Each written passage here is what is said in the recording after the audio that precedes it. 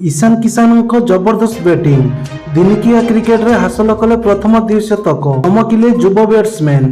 भारत बांग्लादेश मध्य खेला जाउथिबा तृतीय दिनिकिया रे दमदार बैटिंग कले ईशान किसान। 126 बॉल रे द्रुततम द्विशतक हासिल करिसंती ईशान किसान। रोहित शर्मा, सचिन तेंदुलकर, वीरेंद्र सहवाग पर ईशान किसान एही रेकर्ड करिसंती। टॉस जीति प्रथमे बॉलिंग करिबार निष्पत्ति नैतिला बांग्लादेश टीम, जहा फल प्रथमे बैटिंग करने पड़िया को ओह्लैथिला टीम इंडिया।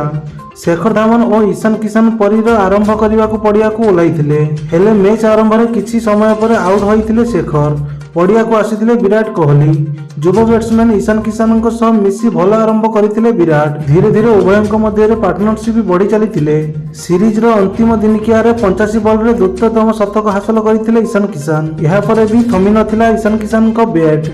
लगातार भावे बांग्लादेश बॉलर को अटैक करथिले किसान। थरे 126 बॉल रे हासिल करिले द्विशतक।